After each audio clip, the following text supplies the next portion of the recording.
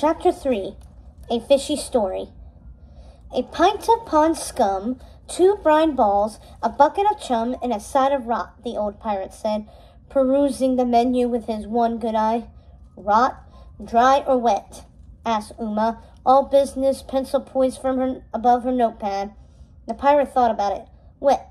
Terrible choice, Uma growled. Order in, she called, placing the ticket on the revolving machine by the kitchen window. Order up, the cook growled back. She was a surly woman in a white chef's hat and red apron who slammed every order on the table with a bang so that half its contents spilled on the floor. The shop's menu was posted on wooden planks over the counter, listing items such as sea slime, spleen, and grit, as well as their specials, shell smell, and fish guts. Uma picked up the tray, tucked the pencil behind her ear, and saw to the other patrons in the drafty, perpetually damp tavern that always smelled like dried fried fish. Long wooden tables and benches were filled with pirates and louts. A seashell throne stood in the far corner. It had been made for her mother and was now Uma's favorite place to sit. She'd been working at the restaurant for as long as she could remember, watching her mother broil offal and roll out the dogfish dumplings. But while Ursula's name was on the sign at the door, she was hardly ever there anymore. These days, Uma's mother spent most of her time at home, watching Oregon soap operas on their rusty television and mourning her glorious past when she lived in King Triton's palace. Ursula had been exiled from Atlantica before being exiled again to the Isle of the Lost, a double banishment that she swore to avenge. Uma was glad to have the place to herself. If Ursula were around, she would only be raging and complaining about why she had been saddled with such an ungrateful and useless daughter. Ursula never ceased to remind Uma how often she'd lost to Mal. When she'd learned Mal had been chosen to go to Oregon, Ursula flipped her tentacles. Uma never heard the end of it. Uma cleared a few tables and kicked out some pirates for dueling, pointing to the sign on the wall that said, "No dueling." A few minutes later, she returned to the old pirate's table laden with his meal. Pints of scum, brine balls, boiled chum, and a side of wet rot, she said, banging it all down on the table. The old guy sniffed at the plate of brine. "This smells a week old," he said suspiciously. "It is a week old," said Uma, her arms crossed.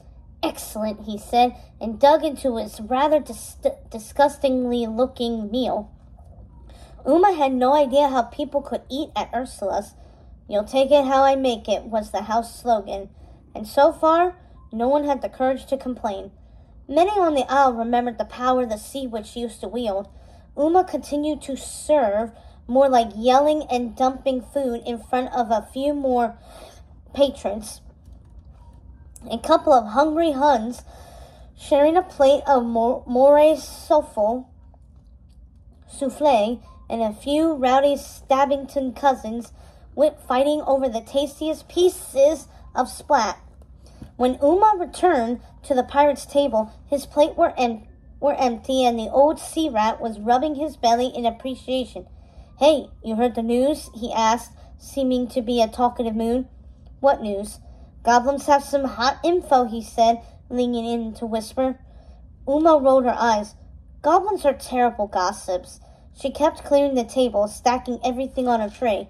"Yeah, that may be, but they sure have an interesting tale to spin this time," said the pirate. "Rumor going around the docks is that it's got something to do with the merfolk." "Oh, yeah?" Uma couldn't help being intrigued. For all intents and purposes, she herself had merfolk blood. "Queens of the seas, Ursula would lament. "We would be queens of the seas if not for that awful Triton and that terrible beast." The pirate raised his eyebrow and grinned. "You know that storm we had yesterday? The big one that almost tore down the mast of the Jolly Roger?" Uma nodded. "Something weird about that storm. It came out of nowhere, ripped through all of Oregon and the Isle of the Lost. Goblins say a couple of eels over by Seaside saw a full mermaid playing around with King Triton's Triton and accidentally created that downpour and lost the Triton in the process. She pursed her lips. Lost Triton, huh? I call fishtails, she said, putting away the tray of dirty dishes and crossing her arms. Everyone knows all the magical artifacts in the kingdom are kept in the Museum of Cultural History. Triton doesn't even use his Triton anymore. The golden age of magic is over in Ordon. The old pirate scratched his silver beard. Doesn't he take it out for every Mer festival? He does, Uma had to agree. She'd seen the Sea King on TV, holding up his Triton at the opening ceremony. And when was the festival? Yesterday, Uma allowed, recalling the incessant coverage on the Ordon News Network. They'd even pulled that stupid crab out of retirement so he could sing that song one more time.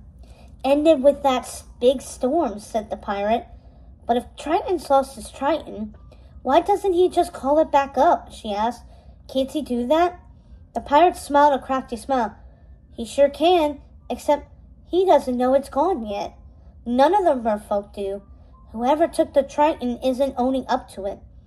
No one knows how, but some goblins swear they saw it right by the edge of the barrier, and that it somehow floated over on our side, which means it's currently adrift in the waters around the Isle of the Lost.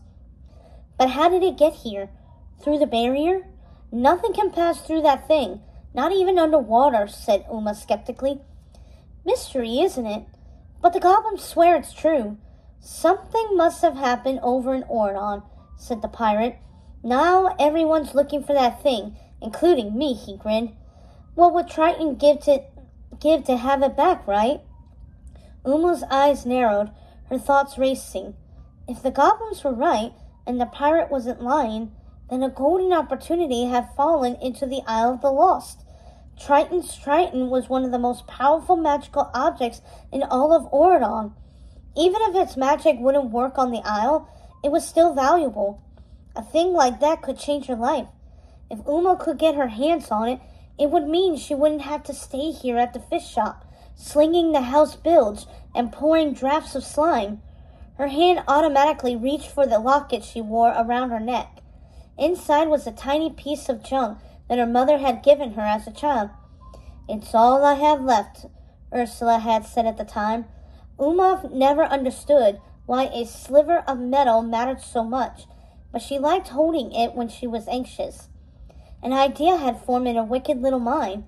Her mother had taught her about the power of negotiation, or as she described it, talking someone out of their greatest treasures and giving nothing of value in return.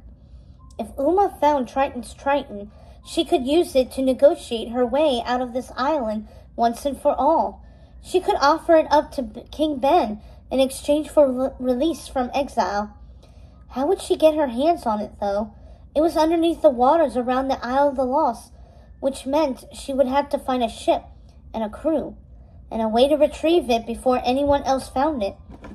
But for now, there were stacks of dishes to wash, or at least rinse, plenty of grime to collect her tomorrow's brew, and lots of crabgrass to saute for a crab surprise.